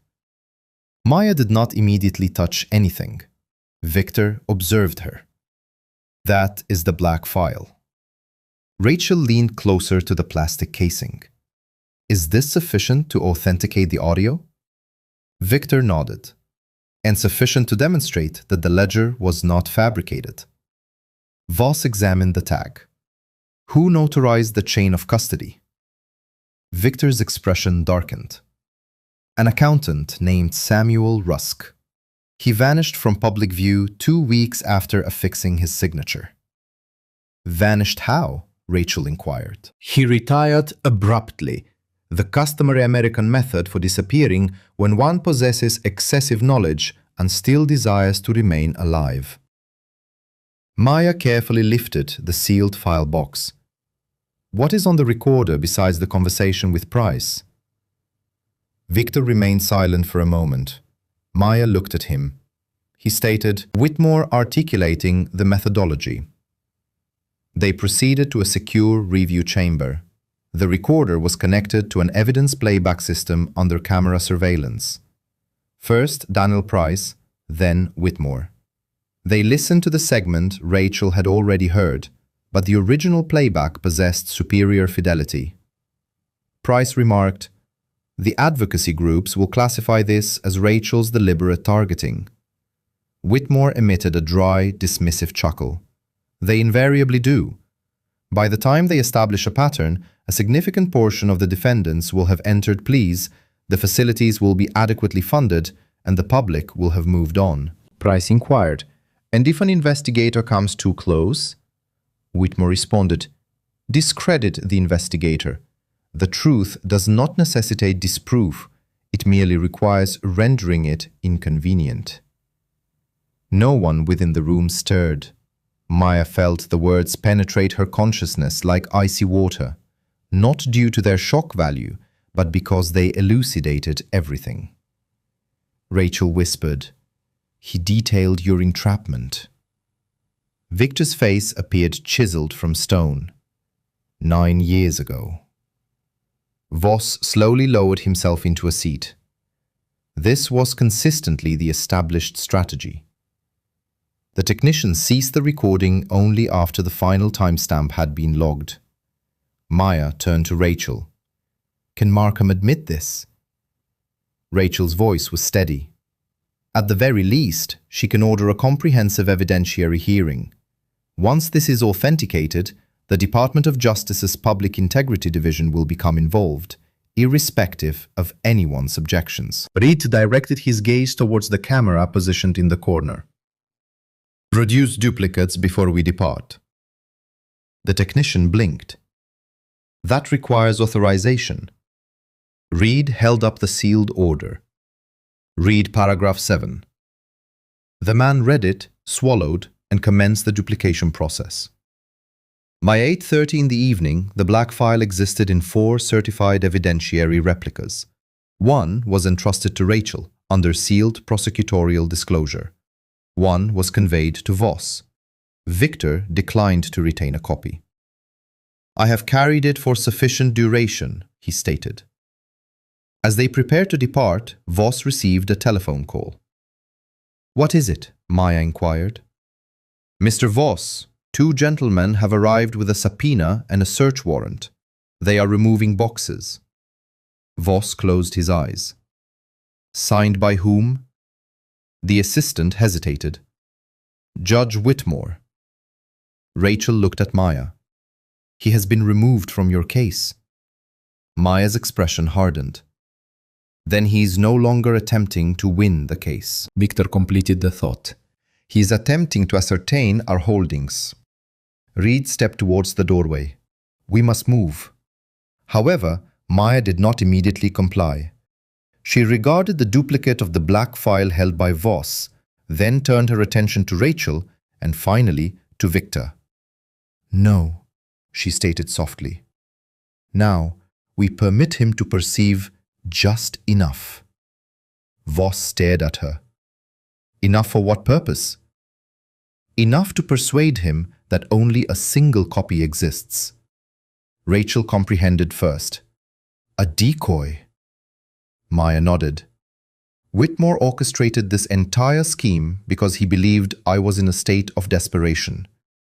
Let him maintain that perception. Victor's weary eyes sharpened. You wish for him to pursue an incorrect file. I want him to interact with it, Maya declared, officially on record. By midnight, a decoy package was securely stored within Voss's office safe. Deputy Reed arranged for discreet surveillance through a contact who was indebted to him for a favor. Rachel submitted a sealed notification to Judge Markham, indicating that Whitmore had issued an order subsequent to his removal from the case. Victor vanished into the urban landscape without any explanation. Maya was returned to detention quarters before the onset of dawn. As Reed escorted her back to the cell block, he posed the question, do you genuinely believe he will be deceived by the decoy? Maya glanced towards the gray morning light pressing against the narrow window pane. Individuals such as Whitmore do not fear falsehoods, she stated. They fear relinquishing their dominion over the truth. At 6:12 in the morning, Judge Edward Whitmore's privately retained investigator entered Leonard Voss's office, bearing a facsimile search order and a pair of gloves. At 6:12 in the morning, the covert camera discreetly positioned within Leonard Voss's office recorded the entrance of a man clad in a navy raincoat. The man displayed the order to Voss's assistant, who had been instructed to cooperate and remain reticent. She stood by her desk, her purse clasped in both hands as he proceeded past her into Voss's private office. Sir, Mr. Voss is not present, she stated. I will not require his presence. His voice was calm, almost indifferent. From a parked van situated half a block away, Deputy Reed monitored the live video feed on a small tablet, positioned alongside Rachel Monroe and Leonard Voss. Reed stated, "Remain seated. That is my office, and that is our evidence." On the screen, the man opened the safe utilizing a code printed on a folded slip of paper. Voss stared. Rachel cast a quick look at him. Who would have anticipated that encryption? My aide, myself, and the court when we lodged sealed access to property files the preceding year. Reed's jaw clenched. So, Whitmore's associates retrieved it from confidential court documents. The individual removed the decoy document, captured images of each sheet with his mobile device, then tucked 2 pages into his jacket and returned the remainder to the vault. Voss shifted forward. He pilfered pages. Rachel's tone was frosty. No. At precisely 6:29 in the morning, the man exited Voss's office. Reed contacted 2 federal marshals stationed just around the bend. His countenance shifted only upon sighting Reed emerge from the van. Reed brandished his badge. Federal inquiry into obstruction. Reed's voice lowered. Don't be the catalyst for a louder scene. The man froze. Package located. Williams may still possess original. Rachel studied the screen capture and felt a sense of resolution. He will contact her now. Voss furrowed his brow. Who? Maya. At precisely 8:10 in the morning, Maya was escorted into the legal consultation chamber at the holding facility. She had anticipated Voss. Instead, she encountered Edward Whitmore via the video monitor. Court-sanctioned consultation. Maya sat deliberately. This magistrate was removed from my case. Whitmore offered a smile. Provisional administrative review, nothing more. You dispatched an operative into my attorney's precinct. His smile faltered. You should exercise caution with allegations. You ought to be circumspect regarding search warrants following removal. For the initial instance, irritation marred his polished visage. Maya, he stated, employing her given name as if bestowing a concession. You are in considerably greater peril than you comprehend. No, I grasp it entirely. Then comprehend this. Whatever Victor Hayes may have conveyed to you, whatever fragments Rachel Monroe believes she uncovered, none of it will withstand scrutiny for admissibility. By the time I have concluded, your minor conspiracy will appear as sheer desperation from a woman confronting a life sentence. Maya rested her shackled hands upon the table. You sound weary. Whitmore leaned closer to his camera. You are isolated in a detention center. The prosecutor who aided you will be subject to internal investigation by midday. Maya remained silent. Whitmore's tone softened, which rendered it more sinister. Accept the plea. You will vanish discreetly, and those who assisted you will retain their professions. Maya regarded him for a prolonged interval. What transpires if I decline? Whitmore's eyes hardened. Then I shall inter you. The pronouncements lingered. Maya recalled Victor's admonition. Do not establish your innocence first. Establish why they required you to be guilty. She inclined towards the screen. Then inter me publicly. Whitmore gazed at her. Maya proceeded, her voice even. Place every legal maneuver on the official record. Every detention directive linked to North River. Inter me where all can witness your excavation. His jaw tightened. You are unaware of what I possess, she stated. Whitmore emitted a restrained chuckle. I am cognizant of precisely what you possess. Fragments, duplicates, old resentments from a retired operative, a ledger that no one can validate. Maya perceived the misstep. He was aware of the ledger, not the comprehensive black file. If that is accurate, why are you phoning? Whitmore offered no reply. You are not contacting me to issue threats, Maya asserted. You are here to ascertain the extent of my knowledge. His expression grew impassive. Maya nodded once. Now you know less than you presumed. Whitmore reached forward, likely to terminate the communication. You committed one error in that courtroom. Merely one? He inquired. You considered humiliation to be a form of control. The screen turned black. When Maya was returned to her confinement unit, Voss awaited her by telephone. We apprehended him. The communication. Excellent. He also photographed the decoy. Even better. Whitmore contacted you? Yes. What did he propose? A grave, accompanied by documentation. Voss paused for a bit. And what was your response? Maya looked towards the narrow aperture above her cell door, through which a pale sliver of Chicago morning had finally penetrated. I instructed him to excavate it publicly. By midday, Rachel had lodged an emergency addendum with Chief Judge Markham. Unauthorized search, misappropriation of defense material, post-recusal communication, and witness coercion. Reed appended the arrest report. Voss attached a sworn declaration. Victor, through his legal representative, contributed a single sentence. The original evidence remains secure.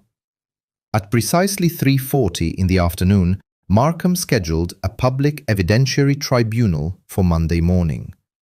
That marked the initial instance Whitmore's name appeared in a proceeding over which he lacked dominion. And across the expanse of Chicago, from the offices of the courthouse to private boardrooms, individuals who had endured years under his dominion began making discreet determinations regarding whether their allegiance remained justifiable.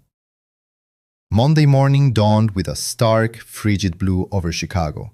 The kind of chill that compelled older gentlemen to fasten their coats right up to their throats and drove courthouse smokers to huddle closer to the stone edifices for shelter from the wind.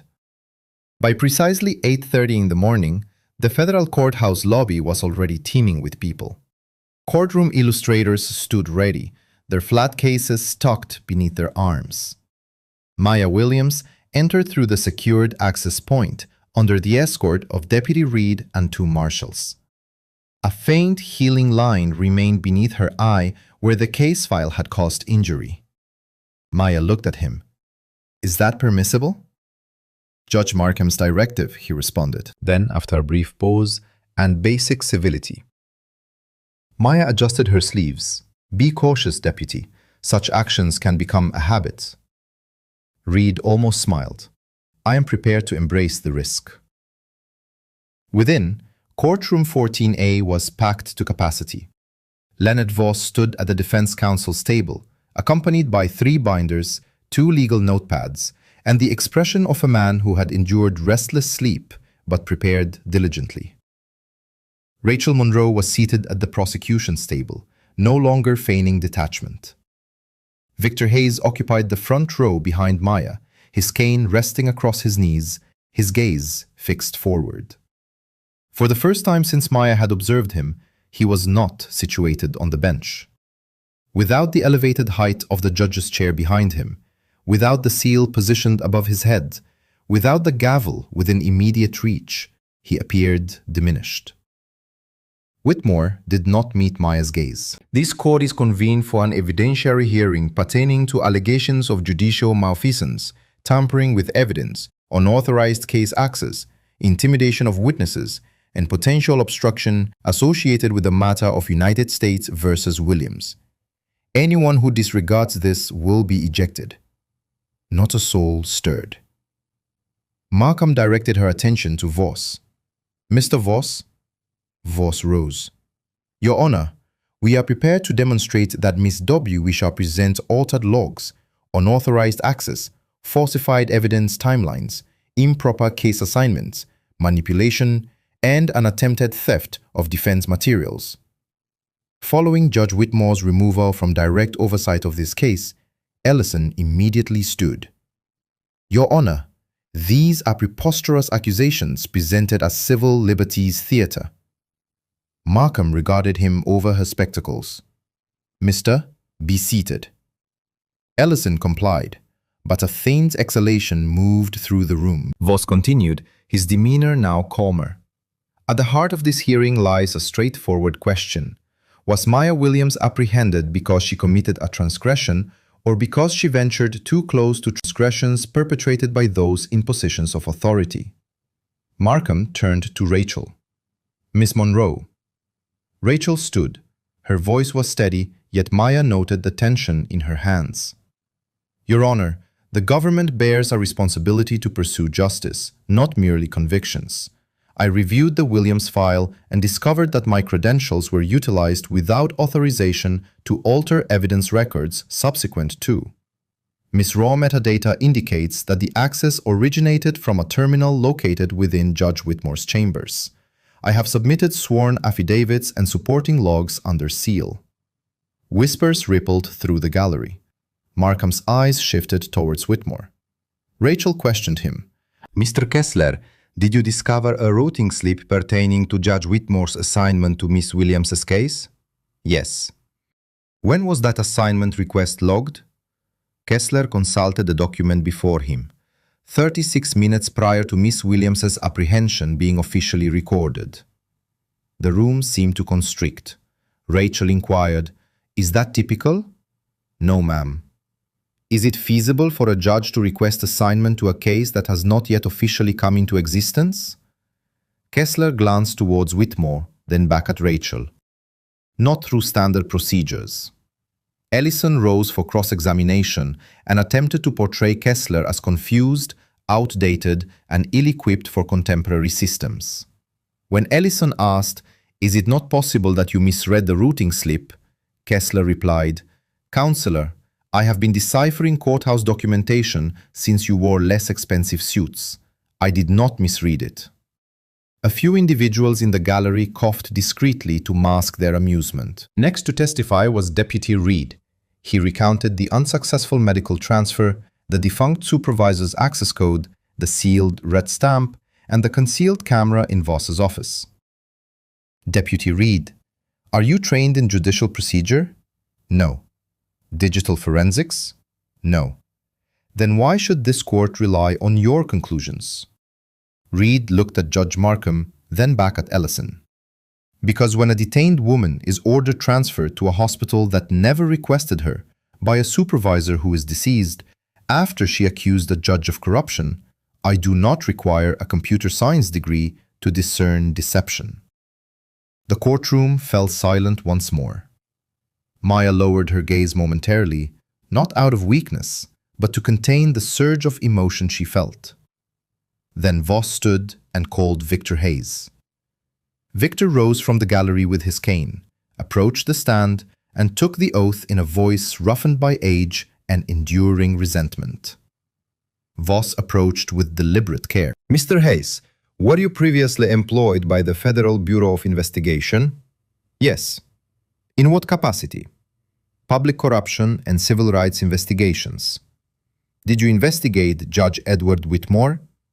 Victor looked directly at Whitmore for the initial time. Yes. When? 9 years ago. And what did you preserve from that investigation? Victor's hand rested on the railing of the witness box. A black file. The words traversed the courtroom like a door creaking open in a darkened dwelling. Objection. Markham's gavel struck once. Overruled, for now. Voss, proceed with caution. Voss turned towards the evidence table, where the certified copy of the black file sat sealed within plastic. Maya sensed the room gravitating towards it. Whitmore finally looked at her. Voss stated, Your Honor, with the court's authorization, we are prepared to authenticate the original recording. Judge Markham regarded the sealed file, then Whitmore, then Maya. Proceed, she commanded. Leonard Voss approached the evidence table with the measured steps of a man carrying more than mere paper. The sealed black file rested beneath the courtroom illumination, its plastic surface reflecting the visages of those observing it. Reporters, clerks, marshals, attorneys, and one former judge who had spent decades convinced that truth could be deferred until it became obsolete. Voss turned to the technician appointed by Chief Judge Markham. Please identify the exhibit. The technician adjusted his spectacles. Certified duplicate of a preserved federal evidence file.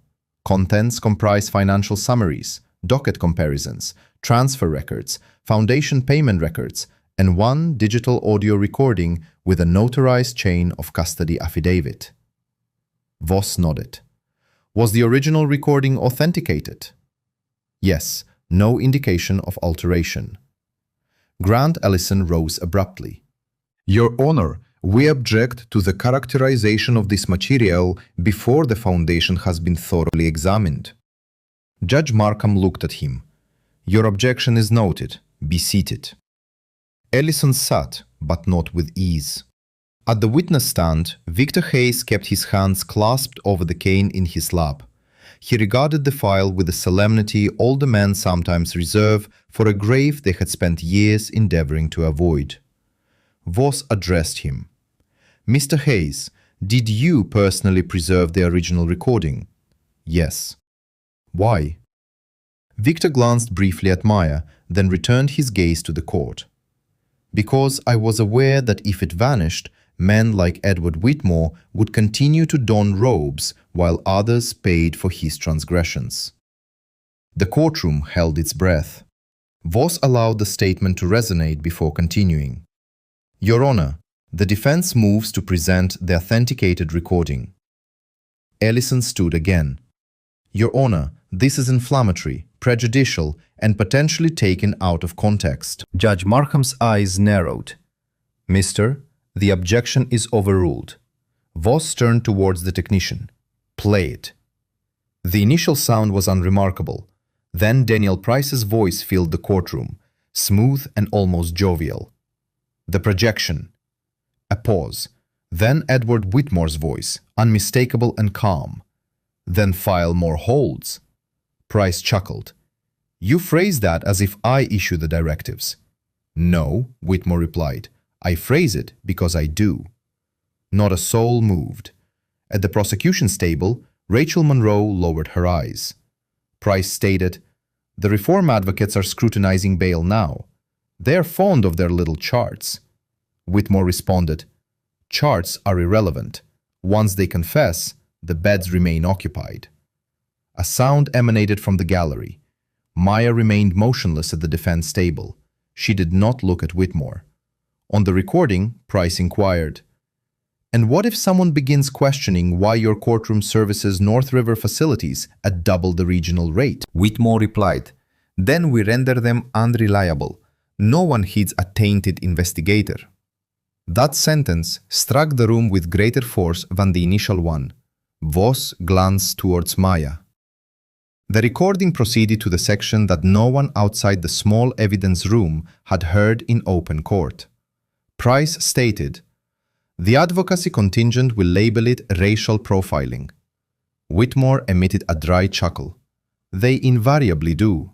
By the time they establish a pattern, half the defendants will have pleaded, the facilities will be compensated, and the public will have moved on. Judge Markham's expression remained unchanged, but her hand tightened around the pen on her bench. Price asked, and if an investigator delves too deeply? Whitmore's response came with brutal composure. Discredit the investigator. It merely needs to be rendered inconvenient. The technicians seized the recording. For a few seconds, the courtroom seemed to lose the capacity for respiration. Then, Voss opened the black file. On the courtroom monitors, a detention summary appeared. Dates, bail amounts, facility transfers, projected occupancy rates, and revenue discrepancies. Voss stated, Your Honor, this page illustrates North River's projected occupancy increase submitted prior to the detention orders that rendered those projections profitable. He placed another page down. This depicts Civic Path Systems, the detention analytics provider, sharing consultants with the North River subsidiary. Another page. This indicates payments flowing through the Whitmore Judicial Education Foundation. Another page. This reveals irregularities in case assignments, including Miss Williams' assignment request prior to her apprehension being officially logged. Ellison stood, but no words emerged initially. Do you have an objection, counsel? Ellison glanced at Whitmore. Whitmore was fixated on the monitor. The man who had once hurled a file at Maya's face and pressed a crimson stamp into her wound now appeared as if any movement might confirm his dissent. Ellison finally stated, We request a recess. No, Maya interjected. Miss Williams, you will address the court through your counsel. Maya rose deliberately. Voss started to object, then paused. Maya looked at her. Your Honor, I understand. But this man utilized a courtroom to brand me as guilty before I had an opportunity to be heard. He wielded bail as a weapon. He employed fabricated evidence to suppress an investigation. If a recess is granted now, individuals will perceive it as confusion. They will label it a legal maneuver, anything but its true nature. And what is its true nature, Miss Williams? Maya shifted her gaze towards Whitmore for the initial time. It is the official record finally catching up to him. A hush fell over the courtroom once more.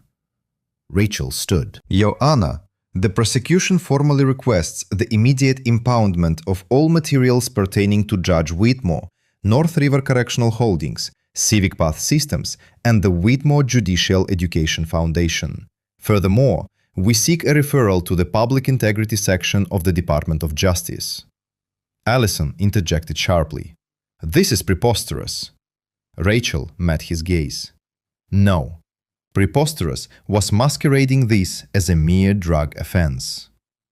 Victor Hayes lowered his head slightly, as if an immense weight had finally been transferred from his own shoulders to its rightful place. The motion for preservation is granted. The court will also direct an immediate review of Miss Williams' detention status in light of the evidence presented. Whitmore abruptly stood. This proceeding is irregular. Every head in the room turned.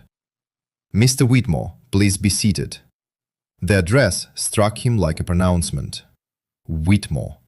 He remained standing for a fraction longer than was appropriate. Maya observed him as he settled back into his chair, and for the first time since the gavel had assigned her freedom a price of $1 million, the space no longer belonged to Edward Whitmore. Whitmore. Edward Whitmore remained perfectly still. The assembled individuals in the courtroom grasped the shift in power before any explanation was offered. Even the elevation of the judge's bench mattered. Grant Ellison leaned close to his client and whispered, "Do not speak unless I instruct you." Whitmore seemed not to register his words. On the evidence display, the black file remained open, showcasing the page detailing funds channeled through the Whitmore Judicial Education Foundation. Rachel Monroe rose again. "Your Honor, the government further requests the immediate revocation of all access privileges belonging to Edward Whitmore, Thomas Greer, and any chamber staff implicated in unauthorized case activities, pending a comprehensive forensic examination." Ellison stood. "Your Honor, my client has not been formally accused of any criminal offense." Markham looked down at him. "Your client's voice has just been heard discussing methods to frame an investigator with narcotics, illicit funds, or professional misconduct. His chambers appear to be connected to falsified evidence logs, improper case assignments, and an unauthorized search order issued after his recusal. If you wish to argue that continued access to the system is without consequence, proceed with extreme caution." Ellison resumed his seat. Maya watched Whitmore's hand instinctively move towards the water glass once more. "Contact the Chief Marshal. I require federal security present in this courtroom and all chamber files to be secured immediately." At the rear of the room, 2 deputy marshals discreetly exited. Whitmore finally spoke. "You cannot do this." His voice, though softer than before, was audible to everyone. "Mr. Whitmore, you are represented by counsel." "This is a fabricated persecution," Whitmore stated, beginning to rise halfway from his chair. "A discredited defendant, a disgruntled former agent, and a prosecutor attempting to salvage her own career have orchestrated this charade." Voss stood. "Your Honor," Markham raised a hand. "Allow him to conclude." Whitmore surveyed the room, truly seeing it for the first time, as if expecting his ingrained authority to reassert itself. He turned towards Maya. "You believe this makes you pure?" he inquired. Maya remained motionless. "You believe a single recording transforms you into a martyr?" Maya slowly stood. "No, it transforms you into evidence." A ripple of murmurs spread through the room before Markham's gavel sounded once more. "Order!" Whitmore's expression tightened. "You have no conception of what individuals like myself have shielded this city from." Victor Hayes spoke from the witness stand before anyone could intervene. "Men like you consistently label your avarice as protection," Ellison exclaimed. "Your Honor, I object to commentary from the witness." "Sustained," Markham declared. Then she directed her gaze to Victor. "Mr. Hayes, one more outburst and you will be excused from the stand." Victor nodded. "Understood." The side doors opened. Following them, an evidence response team arrived, carrying sealed containers and photographic equipment. Rachel read the header from her position, and her expression shifted dramatically. DOJ, Public Integrity Section. Markham reviewed the document.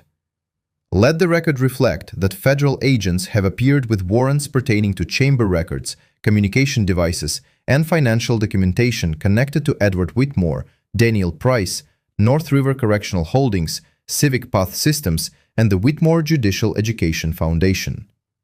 Ellison turned sharply toward Whitmore. "Were you aware of this?" Whitmore offered no response. One of the agents stepped towards Whitmore. "Edward Whitmore, please stand." Allison rose swiftly. "My client is not obligated to do so." The agent remained composed. "Sir, we possess a warrant authorizing the seizure of personal electronic devices currently in his possession. Whitmore for questioning in relation to the ongoing obstruction investigation." Whitmore glanced at Markham. "Helen." The use of her first name was an error, too intimate, too desperate. "You will comply with federal officers in my courtroom." He stood, not with an air of dignity, but rather the pretense of it. Whitmore rose as if his body were being commanded to perform a role his mind had not yet acknowledged. Maya listened to this inventory with a profound, almost unbearable stillness. Her watch, wallet, earrings, and phone had been taken, as if they constituted evidence of guilt. "Your Honor," the marshal stated, "Mr. Greer was attempting to remove documents from chambers." Markham closed her eyes for a fleeting instant, not in surprise, but in weariness. "Secure him separately." Greer looked towards the judge. "I was following orders." Whitmore snapped, "Be silent." That utterance marked the final severance of allegiance. The fear persisted, but a new element had entered it. "Self-preservation," Rachel observed immediately. Maya noticed it as well. Whitmore turned to leave with the agents, then paused near the defense table. For a moment, he stood close enough for Maya to discern the age etched on his skin and the subtle tremor in his jaw. Maya uttered nothing. Whitmore opened his mouth, perhaps intending to threaten, perhaps to offer an explanation, perhaps to utter words that might still restore his sense of stature over the woman he had endeavored to dismantle. "This way, Mr. Whitmore." The title resonated once more. Whitmore. Whitmore's knees seemed to buckle beneath him. For one agonizing second, the man who had once held absolute dominion over the courtroom swayed, entirely visible to the cameras, the clerks, the attorneys, and the citizens he had so thoroughly underestimated. A medical officer approached, but Whitmore waved him away with a weak, resentful gesture. Maya observed without any sense of triumph. "Court is in recess for 30 minutes. No documents are to be removed from the premises except under federal inventory." The gavel struck once. As the courtroom began to stir, Rachel walked to Maya's table and gently placed a hand on the black file. "You were right," Rachel stated. Maya looked towards Whitmore, who was being assisted towards the side exit. "About what?" Rachel's voice was quiet. He wasn't afraid of being accused. He was afraid of being recorded. Maya touched the bandage beneath her eye. "No," she said. He was afraid someone he considered powerless would live long enough to open the file. 1 year later, the rain ceased before dawn. For Maya Williams, it was the first morning in a year that did not feel like a struggle. She stood opposite the courthouse, in front of a meticulously restored brick building that had previously housed a bail bond office, then a vacant tax preparation establishment, and subsequently, nothing at all. The Maya Williams Center for Equal Justice. Beneath the name, smaller lettering read, "Free legal representation for the wrongfully detained, overcharged, and silenced." Maya gazed at the sign for a significant duration. Leonard Voss stood beside her, holding 2 coffees in a cardboard tray and a scarf awkwardly wrapped around his neck.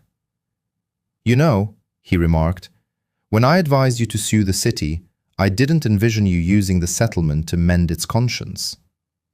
Maya accepted one of the coffees. The city lacked one. That's why it required assistance. Voss grunted. Are you always this cheerful before ribbon-cutting ceremonies? I find ceremonies to be disagreeable. You established a legal center with your name prominently displayed. I lost that debate. Everyone else won it. That was accurate. Rachel Monroe had insisted the name was crucial. Victor Hayes had stated that people needed a point of reference they could remember. Deputy Reed had commented that a building bearing the name of a living witness presented a greater challenge for politicians to conveniently overlook. Alvarez from the copy shop had informed Maya, with the firm conviction of a woman who had raised 3 sons and corrected federal judges' Spanish pronunciation for 3 decades, that modesty was not invariably a virtue.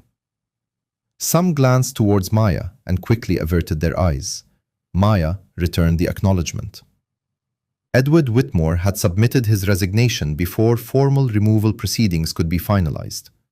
Civic Path Systems faltered under the weight of multiple subpoenas. North River Correctional Holdings forfeited 2 significant contracts before Christmas. Thomas Greer cooperated, a development that surprised no one except Whitmore. The review of past cases remained ongoing. Some simply had the truth officially acknowledged in their records after years of being informed that their cases were irrevocably closed. Maya had learned that justice rarely arrived with the dramatic force of thunder. More frequently, it manifested as corrected documentation, reopened case files, scheduled hearings, exhausted legal professionals, and individuals exiting buildings, their belongings carried in transparent plastic bags. He had retired from the Marshal Service 3 months prior, following what his official paperwork termed administrative friction. Maya read between the lines.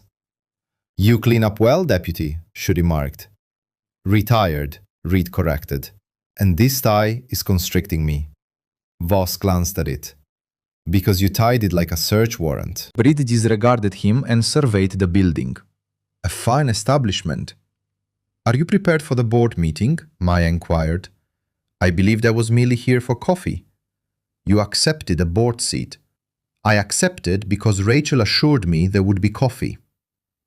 Rachel Monroe arrived precisely on time, a folder tucked beneath one arm, her expression as serious as it had been on the day she had presented Maya with the initial altered log. Privately, she had confided in Maya that she was weary of seeking permission from environments that conflated caution with ethical conduct. Rachel handed Maya the folder.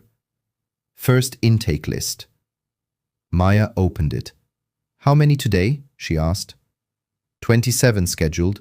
More are calling." Voss sipped his coffee.